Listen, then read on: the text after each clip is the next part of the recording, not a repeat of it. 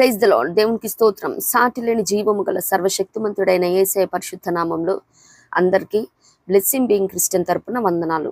మరి మన A to Z Christian ట్రేడ్స్లో భాగంగా ఈరోజు ఆల్ఫాబెట్ Y, ఎర్న్, లాంగింగ్ అని అంటే ఆశ, తృష్ణ, ఈ రీతిగా వచ్చే లేఖనాల్ని మనం ధ్యానిద్దాము.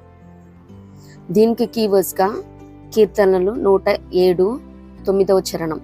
ఏలయనగా ఆశగల ప్రాణమును ఆయన తృప్తిపరిచి ఉన్నాడు. దేవునికి స్తోత్రం. మరి దేని మీద మనం దేని కొరకు ఆశ కలిగి ఉండాలి, అలాగే దేన్ని ఆశించకూడదు, అలాగే దేవుని కార్యాలందు ఆశ కలిగి ఉన్నప్పుడు అది పొందుకునే దీవెనలు కూడా మనం ధ్యానిద్దాము. దేవునికి స్తోత్రం. మొదటిగా దేవుని కొరకు తృష్ణ ఉండాలంట. కీర్తన 42:1-2 చరణాలు చూచినట్లయితే మరి ఇది కోరహ కుమారులు రచించినదనమాట. దుప్పి నీటి వాకుల కొరకు ఆశపడినట్లు దేవా, నీ కొరకు నా ప్రాణము ఆశపడుచున్నది. నా ప్రాణము దేవుని కొరకు తృష్ణగొనుచున్నది.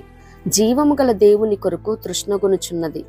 దేవుని సన్నిధికి నేను ఎప్పుడు వచ్చేదనో, ఆయన సన్నిధిని నేను ఎప్పుడు కనబడేదనో. దేవునికి స్తోత్రం.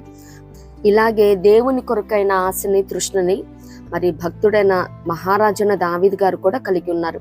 63వ దావీదు కీర్తన 1-2 చరణాలు చూచినట్లయితే మరి ఇది యూదా అరణ్యంలో నుండి రాస్తా ఉన్నారనమాట. దేవా, నా దేవుడవు నీవే, వేకువనే నిన్ను వెదకుదును. నీ బలమును నీ ప్రభావమును చూడవలనని పరిశుద్ధాలయమందు నేనెంతో ఆశతో నీ తట్టు కనిపెట్టి ఉన్నాను. నీళ్లు లేక ఎండి ఉన్న దేశమందు నా ప్రాణము నీ కొరకు తృష్ణగొని ఉన్నది. నీ మీది ఆశ చేత నిన్ను చూడవలనని నా శరీరము కృషించుచున్నది. దేవునికి స్తోత్రం. మరి ఇది అరణ్యంలో నుండి రాస్తా ఉన్నారు.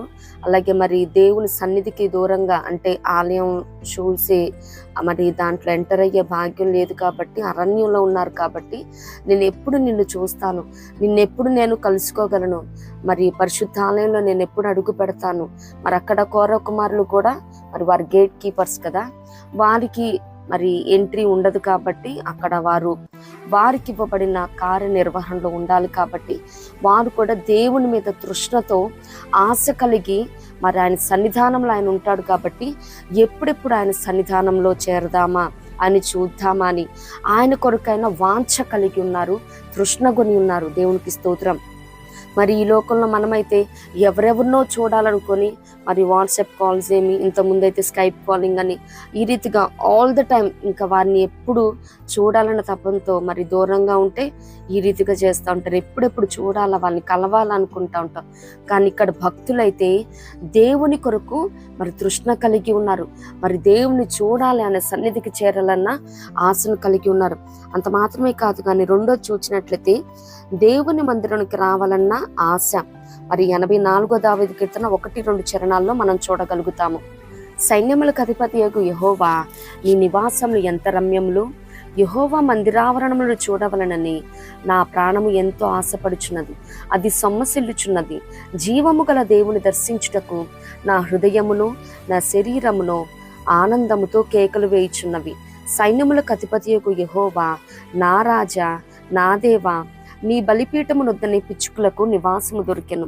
పిల్లలు పెట్టుటకు వానకోవులకు గూటి స్థలము దొరికెను.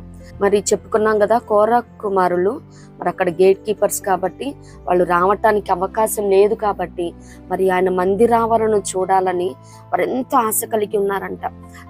జీవం గల దేవుని దర్శించాలని, ఆయన ఆలయంలోకి అడుగు పెట్టాలని. మరి మనం ఇటువంటి ఆశనే కరోనా టైంలో లాక్డౌన్లో ప్రతి ఒక్క క్రిస్టియన్ కూడా కలిగి ఉన్నారు. ఎప్పుడెప్పుడు చర్చెస్ ఓపెన్ చేస్తారని. మరలా మందిరం ఎడలు అంత వాంఛ రావాలంటే మరి అలాంటివే రావాలేమో. ఎందుకంటే సండే వచ్చిందంటే క్రిస్టియన్స్ నేటి దినాలలో నిజంగా లోకస్తుల మాదిరి ఏవేవో స్కెడ్యూల్ చేసేసుకుంటా ఉంటారు. ఎక్కడికెక్కడికో వెళ్ళాలని, ఎవరెవరినో కలవాలని ప్లాన్ చేసుకుంటూ ఉన్నారు. ఆయన సన్నిధానాన్ని మాత్రం ఇంకొంతమంది అయితే ఫుడీస్ ఉంటే మరి ఆ రోజే మటను, ఫిష్ మరి అన్ని ఫుడ్స్ ప్రిపేర్ చేసుకోవాలని ఈ రీతిగా చేస్తూ ఉంటారు. మరి మందిరావరణను మరి ఆయన మందిరంలో ఒక్క దినము గడుపుట 1000 దినాల కంటే శ్రేష్టమని మరి ఇదే కీర్తనలో మనం చూస్తూ ఉంటాము. ఎవ్వరూ కూడా మరి క్రిస్టియన్ అన్న వాళ్ళు ఆయన కొరకు మరి ఆయన మందిరానికి వెళ్ళాలన్న ఆశ కలిగి ఉండాలి. దేవునికి స్తోత్రం. అంత మాత్రమే కాదు, కానీ మరి ఆశతో ఆయన్ని ఆరాధించాలి. యెషయా 2:21 మనం చూడగలుగుతాము.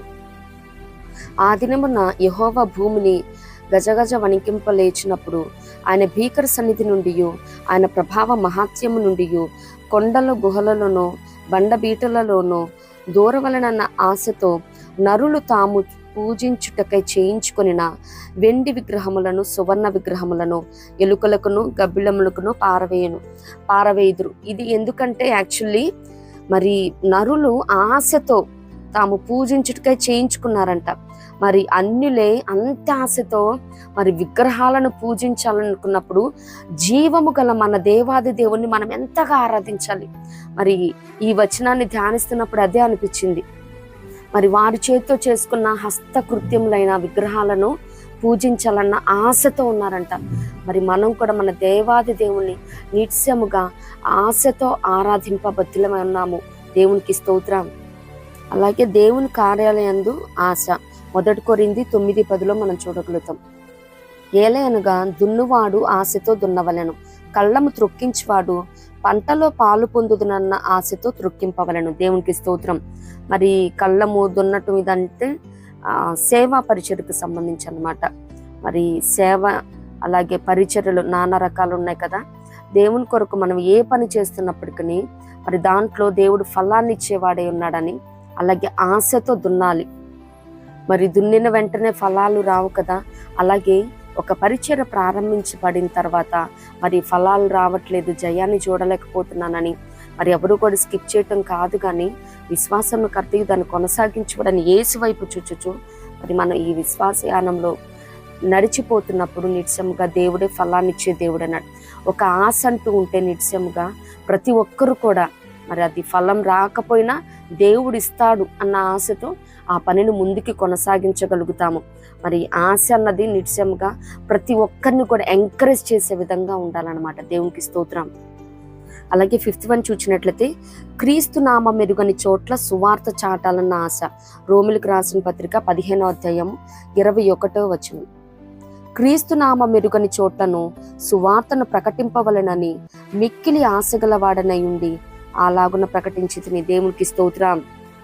మరి సర్వ సృష్టికెళ్ళి సువార్తను ప్రకటించమని లేఖనాలు సెలవిస్తూ ఉన్నది. అలాగే ఇంకా యేసునామం ఎరుగని అనేకమైన ఏజెన్సీ ఏరియాస్, అలాగే ట్రైబల్ ఏరియాస్ ఉన్నాయి. యేసు అంటే అదొక పదార్థమా, వ్యక్తి పేరు అన్నది కూడా తెలియని ప్రజలు ఉన్నారండి. మరి ఎందుకంటే ప్రతి నాలుక యేసే ప్రభువుని ఒప్పుకోవాలి, ప్రతి మోకాలు ఆయన నామాన వంచబడాలంటే ఏ ఒక్కరు కూడా ఖాళీగా ఉండక రక్షింపబడిన ప్రతి ఒక్కరు కూడా యోధుల వలె నిత్యముగా పరలోక రాజ్య సమూహంలో ఆ సైన్యంలో సైనికుల వలె పోరాడబద్ధులమే ఉన్నాము. సువార్త ఎరుగని ప్రాంతాలలో మరి మిషనరీస్ చేస్తున్న పరిచయం అదే కదా.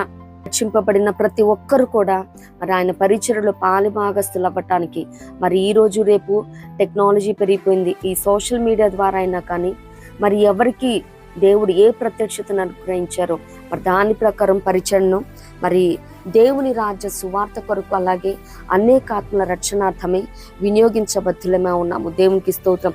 అంత మాత్రమే కాదు, కానీ ఏది ఆశించకూడదు అని చూసినట్లయితే నిర్గమాకాండము 20వ అధ్యాయం 17వ వచనం. నీ పొరుగువాని ఇల్లు ఆశింపకూడదు, నీ పొరుగువాని భార్యనైనను అతని దాసునైనను అతని దాసినైనను అతని ఎద్దునైనను అతని గాడిదనైనను నీ పొరుగువాని దగు దేనినైనను ఆశింపకూడదు అని చెప్పాను. దేవునికి స్తోత్రం. మరి మన ఇరుగు పొరుగు ఉన్న వారి మన కన్ను చూస్తున్న దేన్ని కూడా మనం ఆశించకూడదు, మనది కాకపోతే అని లేఖనాలు ఈ రీతిగా సెలవిస్తూ ఉన్నాయి. మరి ఇది ఆజ్ఞ, 10 ఆజ్ఞల్లో దేవుడు మరి ఆజ్ఞగా చెప్పి ఉన్నారు కదా. మనది కాని దాన్ని దేన్ని కూడా ఆశించకూడదు. మరి అంత మాత్రమే కాదు, కానీ దేవుని కార్యాలయందు ఆశ కలిగి ఉంటే ప్రాప్తించే దీవెనలేంటి. మరి 84వ దావీదు కీర్తన 11వ చరణంలో ఆయన యథార్థవంతులకు ఏ మేలు చేయక మానడని.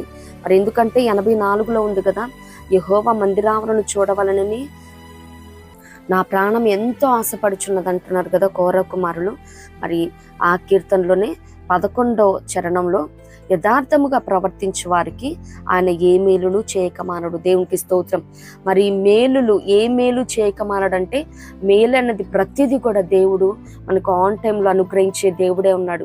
మరి రోమేలకు రాసిన పత్రికలో మనం చూస్తూ ఉంటాం కదా, ఆయన ప్రేమించే వారికి అనగా ఆయన సంకల్పం చొప్పున పిలువబడిన వారికి మేలు కలుగుటకే సమస్తము సమకూడి జరుగుతున్నవని ఎరుగుదామన్నట్టు నిత్యముగా మనకి మేలు అనేది ప్రతి ఆశీర్వాదాన్ని కూడా ఆయన అనుగ్రహించే దేవుడే ఉన్నాడు. అలాగే మరి మన కీవర్డ్స్ కూడా ఉన్నది కదా, 107 దావీదు కీర్తన 9వ చరణంలో ఏలైనగా ఆశగల ప్రాణమును ఆయన తృప్తిపరిచే దేవుడే ఉన్నాడు. నువ్వేదైతే మరి నీ పొరుగువానిది కాకుండా దేవా నాకు ఇది కావాలని ఆశ కలిగి అడుగుతా ఉన్నావో మరి ఆశగల ప్రాణాన్ని ఆయన తృప్తిపరుస్తానన్నాడు. మరి నేను ఎవరిది ఆశించట్లేదు ప్రభువా, నిత్యంగా నువ్వు నాకు అనుగ్రహిస్తే అది శాశ్వతంగా ఉంటుంది, నిత్యంగా ఉంటుంది, ఆశీర్వాదకరంగా ఉంటుంది ప్రభువా అని ప్రార్థన చేసినప్పుడు మరి ఆశ కలిగి ఉన్నప్పుడు ఆయన ఆశను తీర్చే దేవుడే ఉన్నాడు. మనం ఏదైతే కావాలనుకుంటున్నామో ఇంతకు ముందు లేనివి అలాగే పొందుకొని కూడా మరి ఇప్పుడు చేజార్చుకున్నవి కోల్పోయినవి, అది ఆర్థికమైన ఆరోగ్యమైన ఆధ్యాత్మికమైన విషయాలు ఏమన్నప్పటికీ నిత్యంగా ప్రభు పాదాల చెంత ఆశ కలిగి అడిగినప్పుడు ఆయన నిత్యముగా ఆశగల ప్రాణాన్ని తృప్తిపరిచే దేవుడే ఉన్నాడు. దేవునికి స్తోత్రం. ప్రతి క్రిస్టియన్ కూడా ఎక్కడికెక్కడికో వెళ్ళాలని మరి టూర్స్ అండ్ ట్రావెల్స్ అని ఫుడ్ కోర్ట్స్ కానీ మరి ఫ్యాషన్స్కి సంబంధించి మాల్స్కి వెళ్ళటానికి ఇటువంటి లోకాసుల వైపు లోకాచారాల వైపు ఆశ కలిగి ఉండక మరి చాలామందికి ఏంటంటే మ్యారేజెస్కి వెళ్ళాలని పార్టీస్కి వెళ్ళాలని మరి ఫుడీస్ అయితే ఎక్కడెక్కడో మంచిగా ఉంటాయి, డెలిషియస్గా ఉంటాయి అని అక్కడ దాకా వెళ్ళాలని ఈ రీతిగా కాదు, కానీ మరి ఆయన కొరకైన ఆశ ఉండాలి, ఆయన మందిరానికి వెళ్ళాలన్న ఆశ ఉండాలి, ఆయనను ఆరాధించాలన్న ఆశ ఉండాలి. అలాగే క్రీస్తు నామం ఎరుగని చోట్ల మరి సువార్త ప్రకటన చేయాలన్న ఆశ ఉండాలి. దేవునికి స్తోత్రం. ఇట్టి కృప ప్రభు మనందరికీ అనుగ్రహించును గాక. ప్రభు కృప మనందరికీ తోడైండును గాక. ఆమేన్.